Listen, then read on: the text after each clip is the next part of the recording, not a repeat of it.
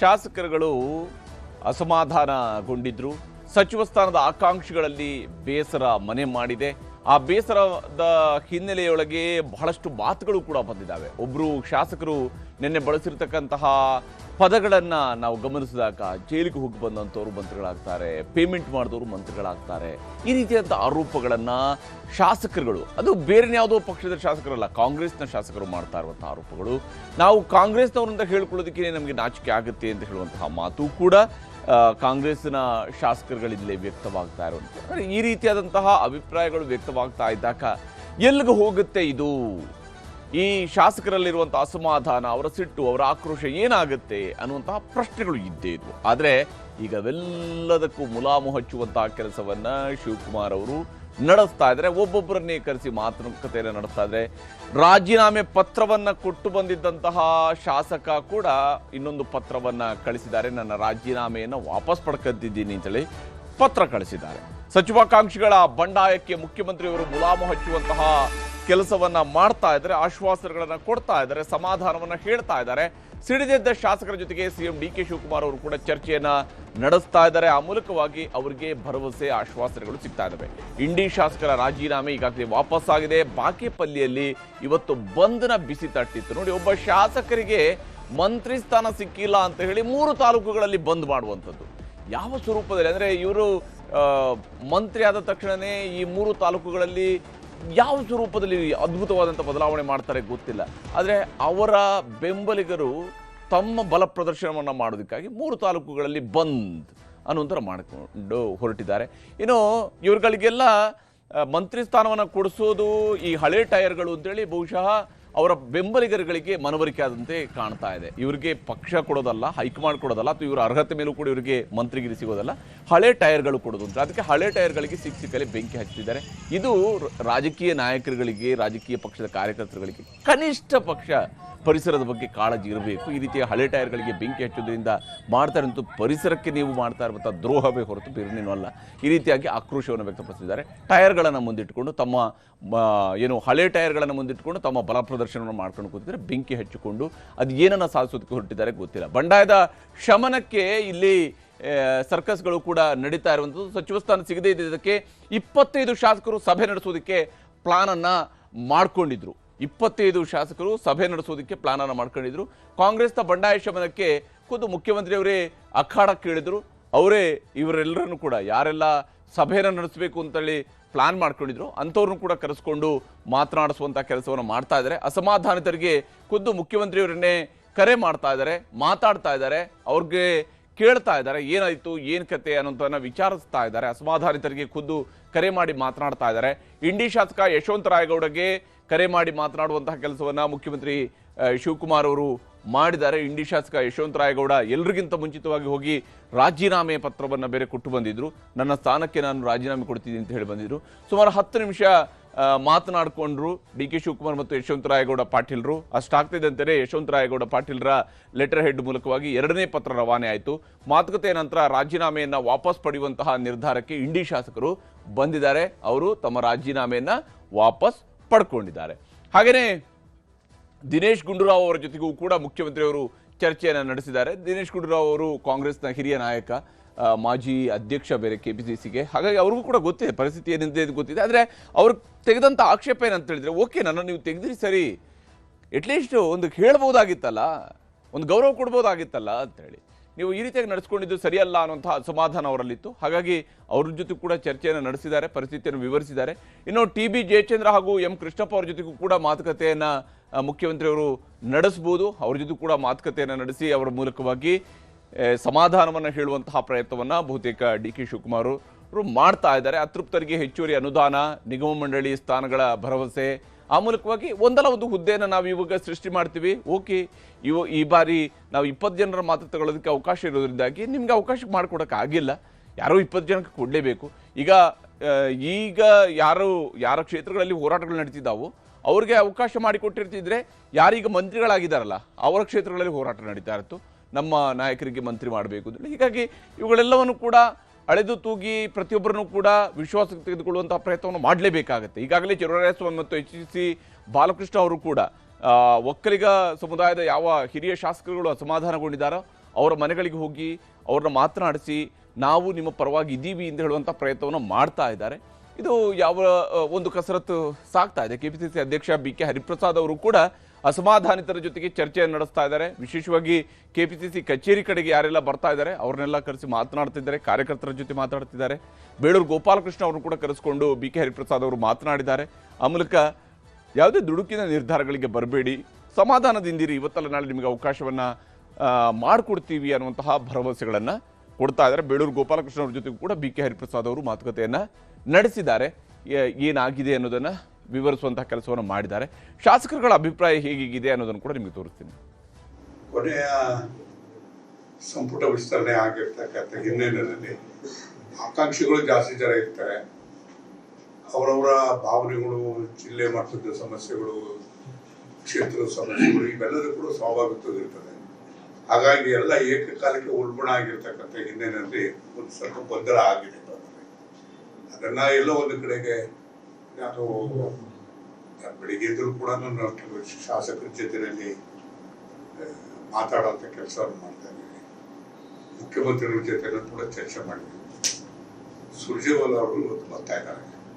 ಬಹುಶಃ ಇದೆಲ್ಲದಕ್ಕೂ ಕೂಡ ಅಂತಿಮವಾಗಿ ಒಂದು ಶಮನ ಮಾಡ್ತಕ್ಕಂಥ ರೀತಿಯಲ್ಲಿ ಪ್ರಕ್ರಿಯೆ ನಡೀತದೆ ಅಂತಕ್ಕಂಥ ವಿಶ್ವಾಸ ನನಗಿದೆ.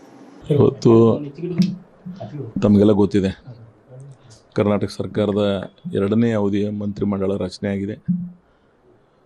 ಅದಾದ ನಂತರ ಅನೇಕ ವಿಚಾರಗಳನ್ನು ನೀವೆಲ್ಲ ಗಮನಿಸಿದ್ದೀರಿ.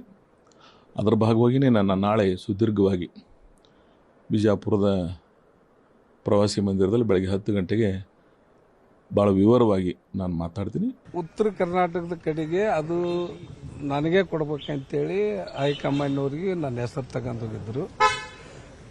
ತಕ್ಷಣ ಅದು ಯಾವ ರೀತಿ ಬದಲಾವಣೆ ಆಯ್ತು ಅವ್ರಿಗೂ ಕೂಡ ಆಶ್ಚರ್ಯ ಆಗೈತಿ.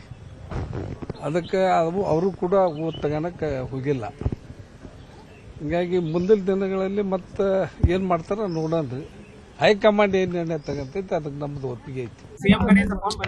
ಇಲ್ಲ, ಅದು ಬರಲಿ ಬಿಡಲಿ, ನಾನು CM ಜೊತೆಗೆ ಹೈಕಮಾಂಡ್ ಜೊತೆಗೆ ಮಾತಾಡ್ತೀನಿ ಅಂತ ಮೊದಲೇ ನಿನ್ನೆ ಹೇಳಿದ್ದೇನೆ. ನಾನು ಹೋಗಿ ಭೇಟಿ ಮಾಡ್ತೇನೆ. ಈಗ ಎಲ್ಲರೂ ಕೂಡ ಹೈಕಮಾಂಡ್ ಮೇಲಿನ ವಿಶ್ವಾಸವನ್ನ ಮತ್ತೊಮ್ಮೆ ಜಾಗೃತ ಮಾಡ್ಕೊಳ್ತಾ ಇದ್ದಾರೆ. ಹೈಕಮಾಂಡ್ ಮೇಲೆ ನಮಗೆ ವಿಶ್ವಾಸ ಇದೆ ಏನು ಅಂತ ಹೇಳ್ತಿದ್ದಾರೆ. ಇದರ ನಡುವೆ ಗುಬ್ಬಿ ಶ್ರೀನಿವಾಸ್ ಅವರು ಬಹುಶಃ ನಮಗೆ ಯೋಗ್ಯತೆ ಇಲ್ವೇನೋ, ಯಾರೆಲ್ಲ ಏನೋ ಪೇಮೆಂಟ್ ಕೊಡೋದಕ್ಕೆ ಯಾರೆಲ್ಲ ತಲೆ ಹಿಡಿದು ಯಾರೆಲ್ಲ ದುಡ್ಡು ಮಾಡ್ತಾರಲ್ಲ ಅಂಥವ್ರುಗಳಿಗೆಲ್ಲ ಆಗಿದೆ ಅನ್ನೋಂಥ ಮಾತುಗಳನ್ನು ನಿನ್ನೆ ಹೇಳಿದರು. ಇವತ್ತು ಅವರು ಸ್ವಲ್ಪ ಸಮಾಧಾನಗೊಂಡಿದ್ದಾರೆ. ಅದು ಬೇರೆ ಮಾತು. ಸಚಿವ ಸ್ಥಾನ ಸಿಗದೇ ಇದ್ದಿದ್ದಕ್ಕೆ ಸಿಡಿದೆದ್ದಿದ್ರು ಗುಬ್ಬಿ ಶಾಸಕರಾಗಿರುವಂತಹ ಶ್ರೀನಿವಾಸ್ ಅವರು. ಆದರೆ ಇವತ್ತವರು ಯೂಟರ್ನ್ ಹೊಡೆದಿದ್ದಾರೆ. ಅಂತಿಮವಾಗಿ ಪಕ್ಷಕ್ಕೆ ಅಥವಾ ಶಾಸಕ ಸ್ಥಾನಕ್ಕೆ ರಾಜೀನಾಮೆ ಕೊಡುವಂಥದ್ದು ಸೂಕ್ತ ಅಲ್ಲ ಅನ್ನುವಂಥ ತೀರ್ಮಾನಕ್ಕೆ ಅವರು ಕೂಡ ಬಂದಿದ್ದಾರೆ. CM ಜೊತೆಗೆ ಮಾತನಾಡಿದ ಬಳಿಕ ನನಗೆ ಯಾವುದೇ ರೀತಿಯಂಥ ಅಸಮಾಧಾನ ಇಲ್ಲ ಅಂತ ಹೇಳಿ ಶಾಸಕರಾಗಿರುವಂತಹ ಶ್ರೀನಿವಾಸ್ ಅವರು ಹೇಳ್ಕೊಂಡಿದ್ದಾರೆ. ನನಗೆ ಯಾವುದೇ ರೀತಿಯಂಥ ಅಸಮಾಧಾನ ಇಲ್ಲ, ಮುಖ್ಯಮಂತ್ರಿಗಳ ಜೊತೆಗೆ ನಾನು ಮಾತನಾಡಿದ್ದೀನಿ ಅಂತಕೊಂಡು. ಆದರೆ ಅವ್ರಿಗೆ ಇದ್ದಕ್ಕಿದ್ದಂತೆ ಕುಮಾರಸ್ವಾಮಿಯವರ ನೆನಪಾಗಿದೆ. ಕುಮಾರಸ್ವಾಮಿಯವರ ವಿಚಾರದಲ್ಲಿ ಏನೆಲ್ಲ ಹಿಂದೆ ಮಾತನಾಡಿದ್ರು, ಏನೆಲ್ಲ ಆಗಿದೆ ಅನ್ನೋಂಥದ್ದು ಗೊತ್ತಿದೆ, ರಾಜ್ಯಕ್ಕೆ ಗೊತ್ತಿರುವಂಥ ವಿಚಾರ. ಆದರೆ ಈಗ ಅವರಿಗೆ ತಮಗೆ ಸಚಿವ ಸ್ಥಾನ ಕೈತಪ್ಪಿ ಹೋದ ನಂತರ ಅವ್ರಿಗೆ ನೆನಪಾಗಿರುವಂಥದ್ದು ಅವರ ಹಳೆಯ ನಾಯಕರಾಗಿರುವಂತಹ HD ಕುಮಾರಸ್ವಾಮಿಯವರು.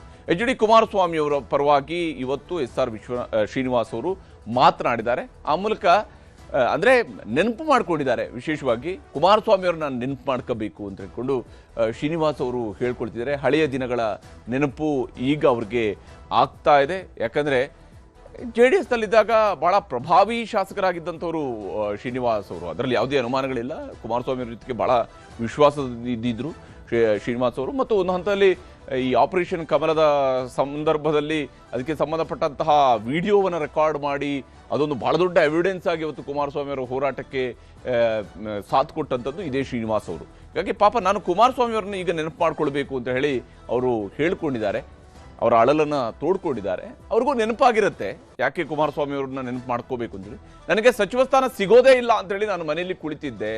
ಯಾಕಂದರೆ ಸಮ್ಮಿಶ್ರ ಸರ್ಕಾರದ ಅವಧಿಯಲ್ಲಿ 2018ರಲ್ಲಿ ಶ್ರೀನಿವಾಸ್ ಅವರನ್ನ ಮಂತ್ರಿ ಮಾಡ್ಕೊಳ್ತಾರೆ ಕುಮಾರಸ್ವಾಮಿಯವರು. ಆದರೆ ನನಗೆ ಮಂತ್ರಿ ಸಿಗೋದಿಲ್ಲ ಅಂತೇಳಿ ಕೂತ್ಕೊಂಡಿದ್ದೆ. ಯಾಕಂದರೆ ಅವರದೇ ಸಮುದಾಯದವರಾಗಿರುವಂತಹ ಏನು ಸತ್ಯನಾರಾಯಣ ಅವರಿದ್ದರು, ಶಿರಾದ ಶಾಸಕರು ಆಗಿದ್ದಂಥವ್ರು, ಅವರನ್ನು ಮಂತ್ರಿ ಮಾಡಬೇಕು ಅನ್ನುವಂಥದ್ದು ದೇವೇಗೌಡರ ಯೋಚನೆ ಆಗಿದ್ದಿತ್ತು. ಆದರೆ ಕುಮಾರಸ್ವಾಮಿಯವರು ಸತ್ಯನಾರಾಯಣ ಅವರು ಬೇಡ, ವಾಸು ಅವರೇ ಆಗಬೇಕು ಅಂತ ಹೇಳಿ ನನಗೆ ಕರೆದು ಸಚಿವ ಸ್ಥಾನವನ್ನು ಕೊಟ್ಟರು ಅಂತ ಹೇಳಿ ಕುಮಾರಸ್ವಾಮಿ ಅವರನ್ನ ನೆನಪು ಮಾಡ್ಕೊಂಡಿದ್ದಾರೆ ಗುಬ್ಬಿ ಶ್ರೀನಿವಾಸ್ ಅವರು.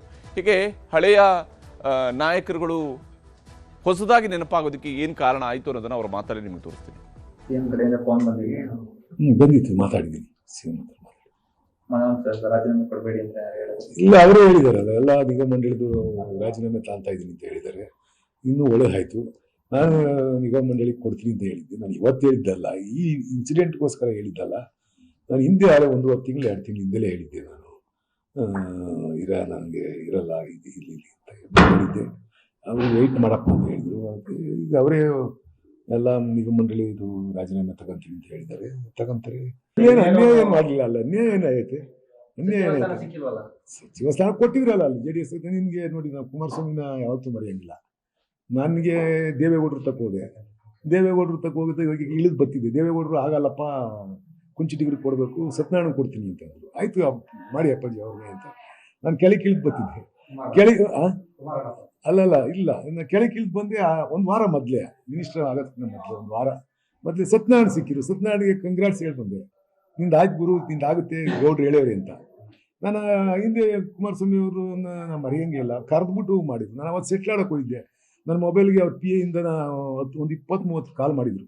ನಾನು ಸೆಟ್ಲ್ ಆಡೋಕೆ ಹೋದ ಮೊಬೈಲ್ ಎತ್ತಲ್ಲ.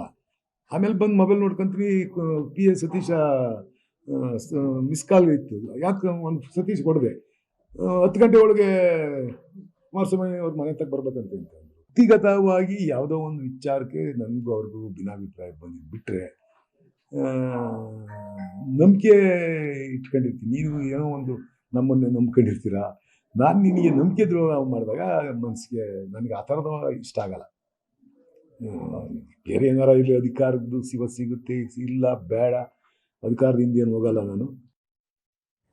ಹೀಗೆ ಶ್ರೀನಿವಾಸ್ ಅವರಿಗೆ ಕುಮಾರಸ್ವಾಮಿ ಅವರ ನೆನಪಾಗಿದೆ. ಆದರೆ ಘಟನೆಯ ವಿಚಾರ ಬಗ್ಗೆ ನೆನಪನ್ನು ಮಾಡ್ಕೊಂಡಿದ್ದಾರೆ. ಸಾಂದರ್ಭಿಕವಾಗಿ ಅವರು ನೆನಪು ಮಾಡ್ಕೊಂಡಿದ್ದಾರೆ. ರಾಜಕೀಯವಾಗಿ ಬಹಳ ನಿರ್ಧಾರಗಳಿಗೆ ಅದು ಕಾರಣ ಈಗ ಆಗುವಂಗೆ ಕಾಣ್ತಾ ಇಲ್ಲ. ಇನ್ನು ಕೋಲಾರ ಮತ್ತು ಚಿಕ್ಕಬಳ್ಳಾಪುರದಲ್ಲೂ ಕೂಡ ಈ ಹೋರಾಟಗಳು ನಡೀತಾ ಇದ್ದಾವೆ, ಪ್ರತಿಭಟನೆಗಳು ನಡೀತವೆ. ವಿಶೇಷವಾಗಿ ಇವತ್ತು ಬಂದ್ ಬೇರೆ ಆಚರಿಸಲಾಗಿದೆ. ಕೋಲಾರ ಚಿಕ್ಕಬಳ್ಳಾಪುರ ಭಾಗದಲ್ಲಿ ಅವಕಾಶ ವಂಚಿತರ ಕಿಚ್ಚು ಬಹಳ ಜೋರಾಗಿದೆ ಮತ್ತು ಮಾತಿನ ಭರಾಟೆಯೂ ಕೂಡ ಬಹಳ ಅಬ್ಬರದಿಂದಲೇ ಕೂಡಿತ್ತು. ನಾರಾಯಣಸ್ವಾಮಿ ಅವರು ಬಳಸಿರ್ತಕ್ಕಂತಹ ಮಾತುಗಳನ್ನು, ಅವರು ಕೊಟ್ಟಿರುವಂತಹ ಸ್ಟೇಟ್ಮೆಂಟನ್ನು ಗಮನಿಸಿದಾಗ ನಿಜಕ್ಕೂ ಅವರೊಬ್ಬ ಹಿರಿಯ ಶಾಸಕ ಮಾತ್ರ ಅಲ್ಲ, ಪಕ್ಷದ ಪರವಾಗಿ ಬಹಳ ನಿಷ್ಠೆಯಿಂದ ಇರತಕ್ಕಂತಹ ನಾಯಕ ಆಗಿರೋ ಕಾರಣದಿಂದಾಗಿ ಅವ್ರಿಗೆ ಸಹಜವಾಗಿಯೇ ಸಿಟ್ಟು ಬಂದಿದೆ ಕೆಲವರನ್ನ ಆಯ್ಕೆ ಮಾಡಿಕೊಂಡಿರುವಂತಹ ರೀತಿಗೆ. ಸಚಿವ ಮುನಿಯಪ್ಪ ವಿರುದ್ಧ ಕೋಲಾರ ಮತ್ತು ಚಿಕ್ಕಬಳ್ಳಾಪುರ ಶಾಸಕರು ಸಿಟ್ಟನ್ನು ಹೊರಹಾಕಿದ್ದಾರೆ. ಇದು ಸಾಮಾನ್ಯವಾಗಿ, ಯಾಕಂದರೆ KH ಮುನಿಯಪ್ಪ ವರ್ಸಸ್ ಕಾಂಗ್ರೆಸ್ನ ಶಾಸಕರು ಅನ್ನುವಂಥದ್ದು ಅಲ್ಲೊಂದು ರೂಢಿಗತವಾಗಿರುವಂತಹ ರಾಜಕೀಯ. ಕೋಲಾರ ಮತ್ತು ಚಿಕ್ಕಬಳ್ಳಾಪುರ ಭಾಗದಲ್ಲಿ KH ಮುನಿಯಪ್ಪ ವರ್ಸಸ್ ಕಾಂಗ್ರೆಸ್ ಶಾಸಕರು ಅನ್ನುವಂಥದ್ದು ಮಾಮೂಲಿ ನಡೀತಿರುತ್ತೆ. ಅದೇ ಸಿಟ್ಟು ಈಗ KH ಮುನಿಯಪ್ಪ ಅವರ ವಿರುದ್ಧವೂ ಕೂಡ ತಿರುಗಿದೆ. ಯಾರ್ಯಾರಿಗೆಲ್ಲ ಅವಕಾಶ ತಪ್ಪಿದೆ ಅದಕ್ಕೆಲ್ಲ KH ಮುನಿಯಪ್ಪ ಅವರೇ ಕಾರಣ ಅನ್ನುವಂಥ ಒಂದು ಆಕ್ರೋಶವೂ ಕೂಡ ಇದ್ದೇ ಇದೆ.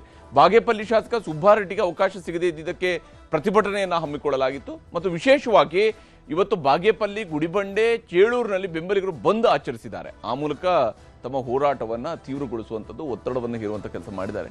ನಾಳೆ ಕೋಲಾರ ಜಿಲ್ಲೆ ಬಂಗಾರಪೇಟೆ ಪಟ್ಟಣವನ್ನು ಬಂದ್ ಮಾಡೋದಕ್ಕೆ ನಿರ್ಧಾರವನ್ನು ಮಾಡಿದ್ದಾರೆ. ನಾರಾಯಣಸ್ವಾಮಿ ಅವ್ರಿಗೆ ಮಂತ್ರಿ ಸ್ಥಾನ ಸಿಕ್ಕಿಲ್ಲ ಅಂತೇಳಿ ನಾಳೆ ಬಂಗಾರಪೇಟೆ ಬಂದು ಅವರವ್ರಿಗೆ ಏನು ಮಂತ್ರಿಗಿರಿ ಕಳ್ಕೊಂಡಿದ್ದಾರೆ ಅಂತ ಹೇಳಿದ್ರೆ ಅವ್ರನ್ನ ಶಾಸಕರನ್ನ ಸಮಾಧಾನ ಪಡಿಸೋದಕ್ಕೋ ಅಥವಾ ನಮ್ಮ ಶಕ್ತಿಯನ್ನು ತೋರಿಸಬೇಕು ಅನ್ನೋ ಕಾರಣಕ್ಕೂ ಬಂದ್ ಆಚರಣೆಯ ಹಂತದವರೆಗೂ ಕೂಡ ಹೋಗ್ತಾ ಇದ್ದಾರೆ.